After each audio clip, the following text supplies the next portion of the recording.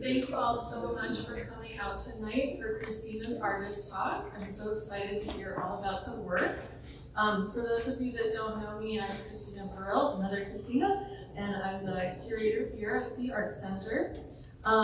It's really been such a delight getting to know Christina and her artwork through this process. If you haven't had enough time to look at the show yet, I really encourage you to take a look afterwards and definitely read some of the passages as well. So Christina is going to tell you all about her background and inspirations, but I just want to say that she really brings sensitivity to space and artwork, and it's been a true delight. So without further ado, Christina. All right, thank you to my name twin. Thank you guys for coming out. It really is a wonderful opportunity to be here and to get to share a little bit about my practice, about the inspiration behind this show with you all. So I have prepared some slides. My plan is I'm just going to go through them. I hope it'll answer a lot of your questions and give you a little bit of insight into how all of this came about, but also at the end, absolutely happy to go into some Q&A and feel free to ask me any questions you like. All right? So let's go. Just a little bit of introduction. So I'm Christina Jensen Vicente. I am a local artist here in Sarasota. I have lived here since 2018. We moved down here from New York City, my husband and my son and I. And in New York, I had been a designer for many years in the luxury, lifestyle, beauty, and fashion industry. I was doing that up until last year. On the left, you can see me about almost a year ago as I was leaving what I call my day job, which was my corporate career at Chanel. I had been there for 20 years. And had decided it was time for me to kind of hang up my hat and try my hand at being an artist full time. I had been moonlighting as an artist as my night job for nights and weekends for several years. So on the right, you see me here last week, maybe the week before, being that artist. So happy to be here. I thought I could share with you just a little bit about what my corporate job was like. I worked for 20 years at Chanel, as I had mentioned. I was focused on store design, visual merchandising, and creative direction in those roles, and to varying capacities throughout the year. And I was focused on the US region. So if it had the brand name on it and was a space that you could walk into or near, that was my domain. And I worked in all three divisions of the company. So if you're familiar with Chanel, you may know that it works with beauty and fragrance, also fashion and watches and fine jewelry. So, I think one of the interesting things was in my final 5 years, I moved into a different realm, which was in retail innovation. So this was really around what's the future of retail? And what is it like to be a luxury consumer in a world that is changing and changing rapidly? So it became much less about brand image and started to focus on client insights, global insights, what's happening in the world, and how can we translate that into meaningful experiences for clients. So I think you'll see that there's a certain mindset that maybe comes into some of the art that I create that's based on some of the last experiences that I had at Chanel. So, okay, as an artist, I am a fiber artist. I like to say I'm working at the intersection of art, design, and craft. I don't know if the image is showing very well, but the spirit of my work is really, I'm drawn to the quality of materials, the tension of things that are ordered and disordered, the natural world, and nature-made versus human-made materials. In terms of inspiration, I don't know if I can, if I share names with you of people who inspire me, you may or may not see it in there. I'll leave it to you to decide, but I will say when inspiration is Sarah Donovan, I find her ability to find the magnificent in the mundane unparalleled. Andy, yeah, okay. How's this? Try not to touch the off. I'm holding it like a baby. Thank you. So Andy Goldsworthy, for his curiosity and his dedication to making nature his muse. Cy Twombly, pure instinct, love that. Olga de Amaral, some of you may be familiar with her textile works, which are exquisite turns on traditional textile methods. And then Agnes Martin, who I don't know, I consider her kind of the OG for me, just the simplicity and the sublime of it all. So my work, perhaps by contrast, is actually quite experimental. There is very much an exploration of material in particular that goes into what I create. And this actually means that a lot of what I create goes unseen by anybody but me, because you never know what you're going to get. So I do a lot of experimenting around biomaterials, which are materials that are created from organic matter. They're very simple, typically. And I used to like to say that at the end of its life, if it can be thrown in my garden and I would be happy to eat the vegetables coming out of it, I have succeeded. So what you see are 3 examples of work that I have done in the past that are based in some of those organic processes. So there's one biomaterial that is drying unpredictably on the left. The center, I have some fabric with grown crystals on it. And then I have done some experiments with other biomaterials that get piped out, and then we see what shape they take as they dry. This one is actually using a black algae ink to give it its pigment.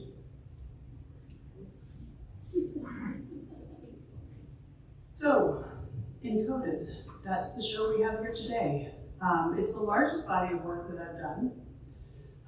And it is, I guess I should say simply, I'm told that I need to be a little bit more forthcoming with what this is. So, simply put, Encoded translates a selection of texts and passages into code, then into color, and finally into form to create woven, perhaps not woven, but wool wall hangings with dimension.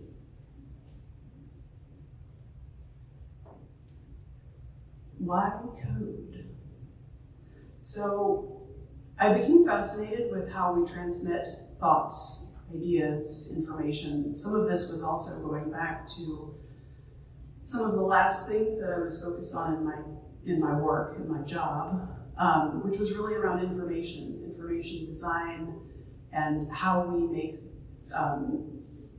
get this information out into the world. So I became a little bit fascinated with the ideas of codes and whether there were new conventions that we could explore on how we might express ourselves, and how we could be heard, and how we could maybe bring these things into our daily lives.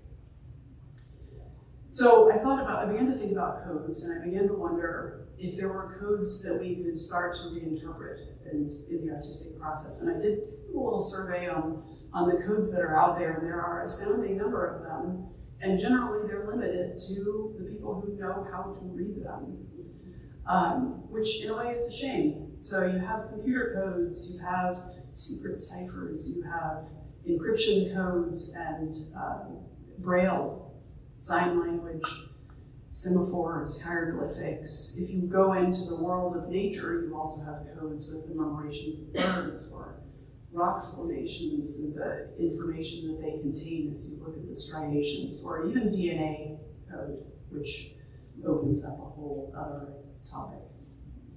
So I began with the two that are in this show. So Morse code, which many of you probably already know is used largely for emergency communication for maritime and military purposes. And then computer code, which is how we store and transmit data. Actually, binary code, I should say. That's how computers do that. There are others, I would love to explore them, but we have the two here. So these are the faces behind the texts and passages that are part of this show.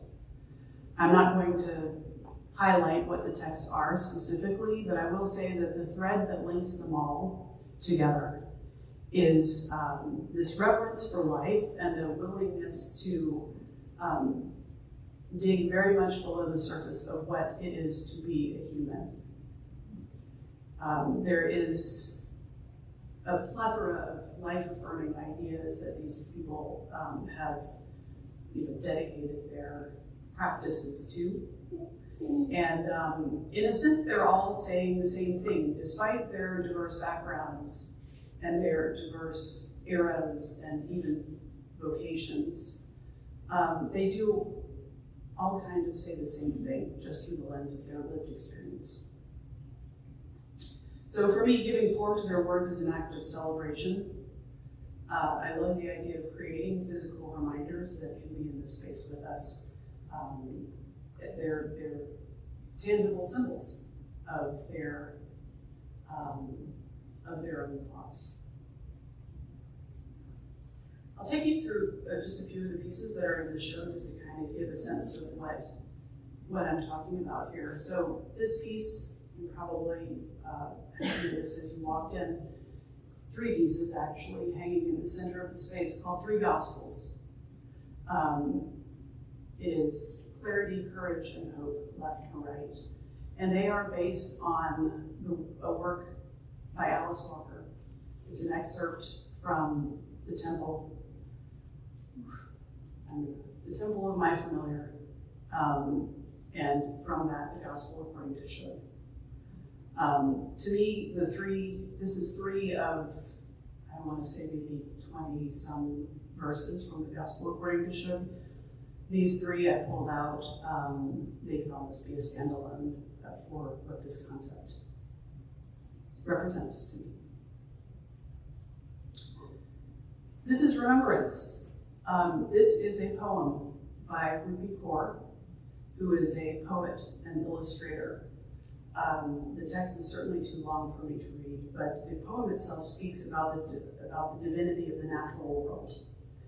And for this one, because of its subject, I wanted to very specifically use binary code, and it's the only binary code piece in the show.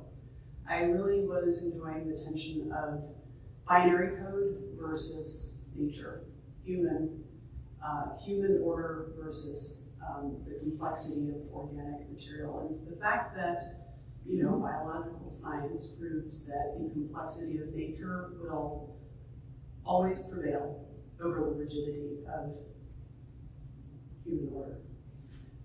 So there's an elegance to breaking the code in a sense and demonstrating how the natural world will kind of morph the shape of the pieces. This one is called Call and Response. It's a quote from the poet and writer Lucille Clifton. This one is short, I can recite it here. She says, "What they call you is one thing, what you answer to is another." And I really enjoyed the tension of that statement and the 2 segments of it, and tried to reflect that here. So what you see is Morse code. The first half, or the first part of that statement is the top half. The second part is the bottom half. And it's a very sort of deliberate change of color and that matches the tone. I also kind of feel like there's something very proud about this piece, and I feel like that is representative of the tone of the text as well. This is Beyond Reason. So this is from the writings of Flannery O'Connor.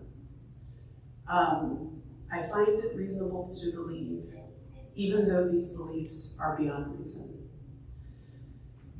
So this is really her personal approach to seeking the divine, even within her short life. So it felt appropriate that this piece should be small, but it should also be vibrant. I wanted it to be exuberant, like her short stories were. Christina, will you say that again? I find it reasonable to believe, even though these beliefs are beyond reason.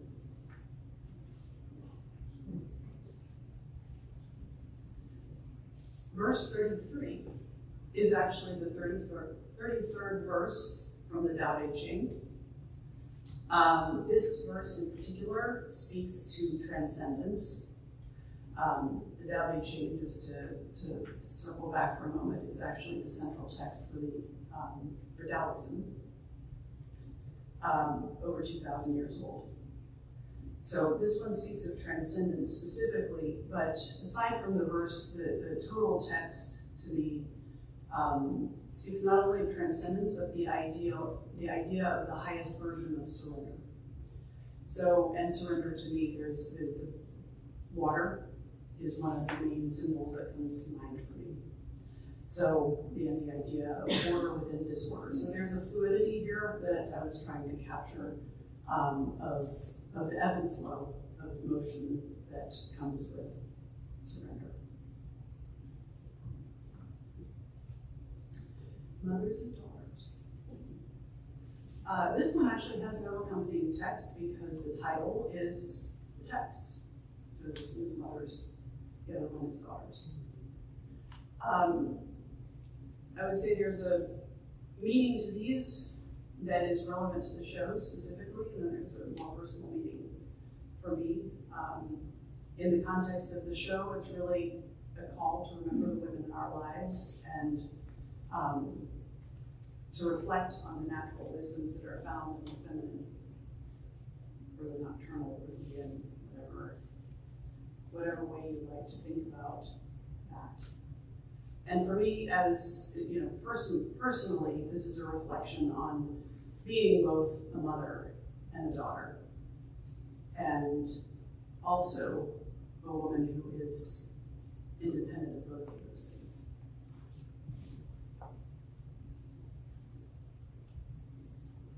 So, process. All right, so here's how it happens. Welcome to the sexy art world of Excel. Not what you were hoping, I'm sure. But the idea starts with the translation process. So the texts have been selected, now what? So I created a spreadsheet that basically will take the text and translates it into Morse code. In this case, there's another one for binary code. And then we'll spit out the color. And this is where and the pattern that comes with it. So this is where I make decisions about lines, line breaks, how big the piece is, what orientation will it have, vertical, horizontal, what colors will I use, what's the count of colors of each unit, and how many do I need to make. Then you go into the preparation mode. I call these capsules. They are the little wool units that are used to create the pieces themselves. I create them from lengths of wool yarn. Larger ones I have to solicit help for by people who are better at that than I am. But the small ones I can do on my own.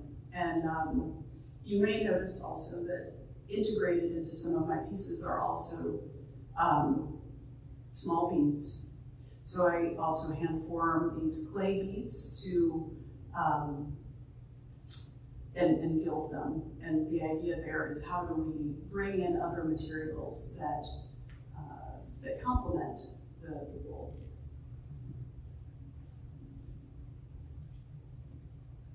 And then finally stitching. So each of the works is stitched. The smaller ones using upholstery thread, the larger ones using wire, and tremendous amount of stitching that goes into 2 ways, one way the other way, really in the interest of making sure that they are sound. Each piece takes about, well, depending on its size and the amount of footwork in the preparation phase, it can take anywhere from a couple of days, 2 days to a few weeks.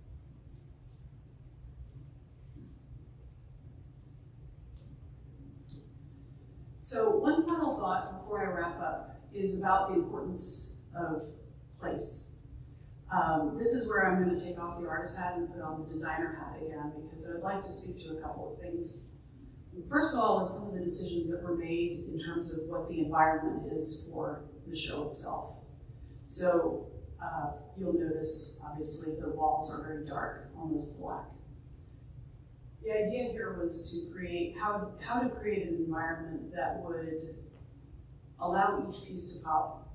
They're also inlit, so you can see each piece has its own moment. But in addition to having each piece being seen as kind of a standalone, I wanted them to be seen as a whole and as a unit.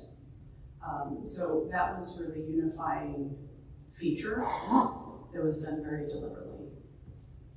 There was also the idea of these centrally hanging pieces, the 3 in the center, and the idea there was to be able to create a certain amount of intimacy. So as you're walking through the space, you come into very close contact with the pieces in ways that maybe aren't always possible, particularly when you have wall hangings like this, but also so that you could see and sense that the pieces can be viewed from front or back with equal effect. And the same would be true for the ones hanging on the walls as well.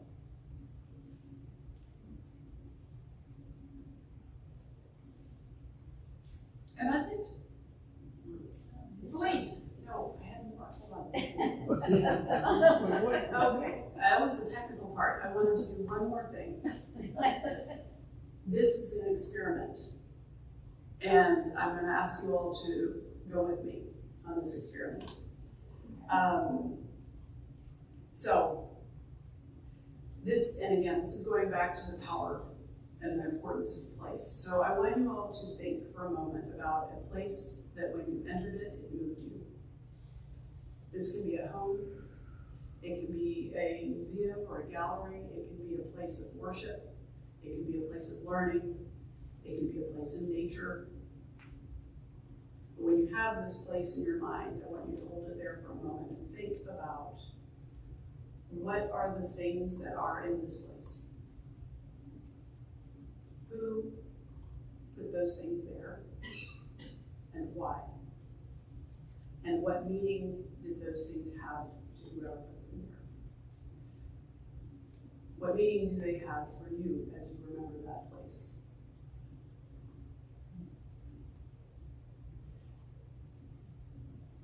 There is something intangible that happens when you allow yourself to be in a space that has been created with care and intention.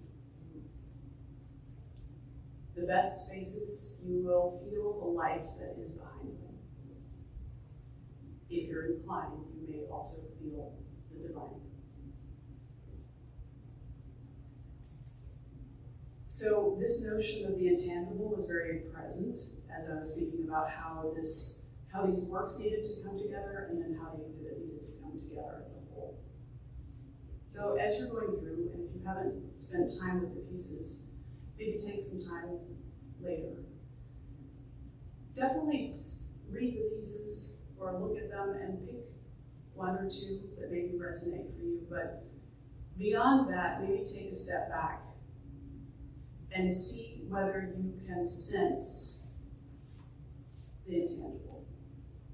And by this, I mean Can you sense the intention behind the words of those 9 people whose words are here? Can you sense my intention as the artist? Can you sense the intention of the Art Center and the team here who gave this platform? Can you sense the intention of everyone here who made a point to be here tonight? Because in the end, for all the talking about codes and encoding things and if we can actually pull that thread through and feel that intangible, maybe the code isn't even necessary after all. And that is it. So thank you all. I really appreciate it.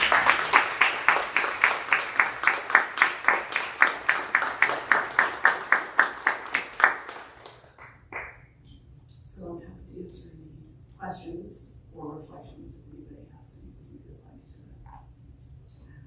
I would like to hear more about what your that last 5 years before you started doing art, like, did that influence the fiber, the materials way? Or I'd like to hear more about that. Yeah.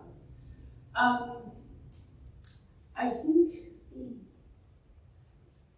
it certainly did from the standpoint of, obviously, particularly when you think about fashion and the importance of fiber to fashion and the creation of fashion. There is a tremendous amount of artistry that goes into that. I don't think that's where my own passion for fashion came from. Or for fiber came from. I think it came much earlier, childhood probably. However, working for a brand like that and in the luxury space gave me an opportunity to experience what refinement around fiber could look like, and kind of an inclination to push and pull at it in ways that maybe are less conventional and I don't know, more exploratory, I would say. There was also something about being part of a brand where creativity is at its core, and the idea that creation is what leads. In a certain sense, it gives you license for all of the, now we're going to do insights and data and things like that came later in my career. There was also something that was marvelous about recognizing that sometimes you just do things because they're from the heart, and you can't help but do it. And that's what that company was all about.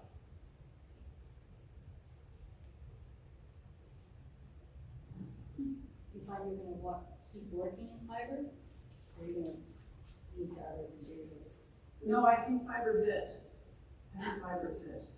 It might morph a little bit. I think, some of the works that I do maybe couldn't be classified strictly as fiber, especially the bioresins and the material, the sort of the funky materials, but the processes that then I like to apply to them are more closely related to fiber processes. So there's always something about handwork, feeling the material in your hands and working with it that is, I think, will need to be ever present. There can never be a brush between me and the thing. So how many versions of a piece would you,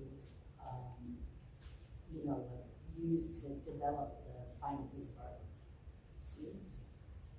How many versions? I have tons of little tests. Yeah. I created actually a series around the little tests that ultimately sit in my studio. Countless, I would say. A lot of things that just feel like little throwaway things that then linger, and then sometimes I'll pick something up again after 6 months, and it'll be right, and then it can be something again. There's a tremendous amount of things that never advance past expiration though. I mentioned Agnes Martin earlier and had read at some point that she destroyed about 80% of the work that she ever produced. And I loved that idea. Honestly, what freedom to be able to say, it is brave. It is brave. So it's also a privilege to be able to do that, to be able to feel so confident in your work that if it doesn't do what it needs to do for you, it just doesn't need to be. Yes. These are really mind expanding in that they're so abstract for those of us who don't speak Morse code. We might, but or binary. I certainly don't speak binary. I was wondering, do you believe that there is a code that is universal, that's beyond the codes that you're working with? And if you do, is it possible that that could be some form of art in the future? Some form of what? Some form of art in the future. Is there a more universal code? Is there a more universal code than what we're looking at? If this were to land on a alien planet or someplace, or would somebody be able to figure this out from what you're doing? Or would it be important if they do? And if they don't, is there something else that, what we have here is English translated into Morse code. Yes. But there could be Greek translated into Morse code, or other possibilities that may not be out there. I wonder how you feel about that. Yeah. No, it's a very interesting thought, and perhaps that's where what I was maybe getting at in thinking about something more about the intangible, and in a way, what the intangible would succeed in doing, which is I think a little bit where you might be going, is it separates us from the need for there even to be language. And it has us go deeper into what makes us human, as opposed to what makes us, mental beings. Well, one of the things that occurred to me right off the bat is DNA. Some people think that we are merely the mechanisms by which DNA reproduces itself, rather than being anything other than that. So there may be something beyond that. So I was going to thought in those terms. I will now. I'm sorry. No, it's a wonderful point. It's a wonderful point. Yeah, that is. It's mind expanding. I like your word. You speak to intentions, and I think that you could draw your intention is a very beautiful language that you're speaking to us.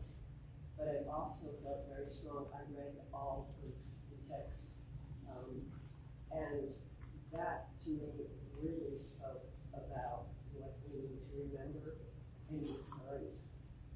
Yeah, in this statement. Thank you for pointing that out. Yeah. It was also very much a part of the decision-making process to be intentional about that. There are a lot of things that are still very much worth saying. So it's nice to. I'm glad you brought that. Related to your comment, do you mind if I take a picture and post? This resonates with this time. Resonates with me. All of your quotes do. They're very touching, beyond words. Freedom is actually a bigger game than power. Power is about what you can control. Freedom is about what you can unleash. And that's Harriet Rubin. I hadn't heard of her, thank you. But I wanted to post your art with that quote on Instagram. Please do. Yeah. And obviously, but it's just, Yeah. That's fun. That's what you mean. I mean, they have marvelous words. And it's a privilege to be able to read them and to be able to work with them in the way that I am able. So, and I think that you'll see as you go through that slightly different points of view, and there may be some that you find more connection with than others. And that's natural. It's really more about the whole. Yes, I would really like when two disciplines or more than two disciplines are brought together. Yeah. So,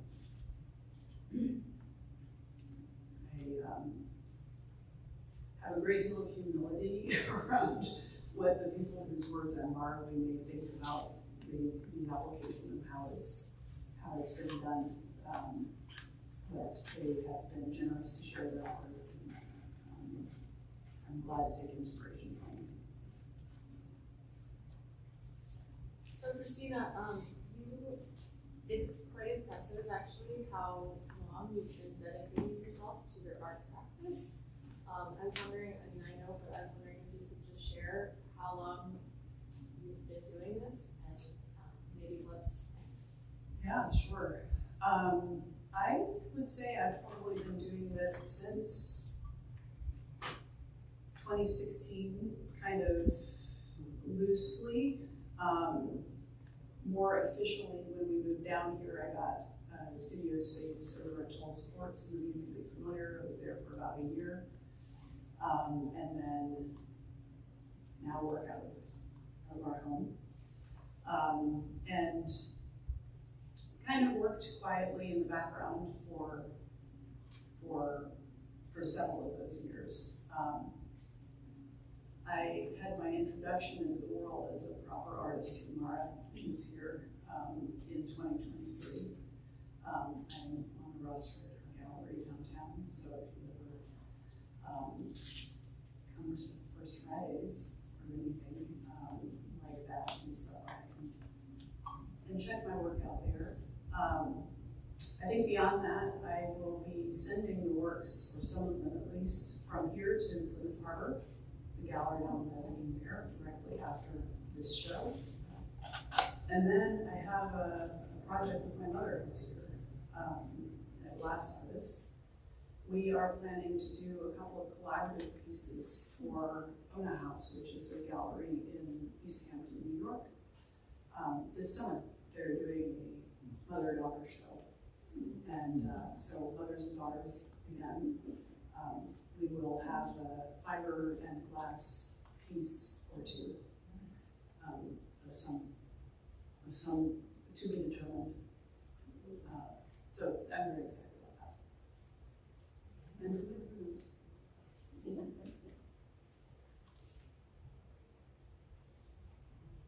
All right, Christina, well, thank you so much. thank you so much.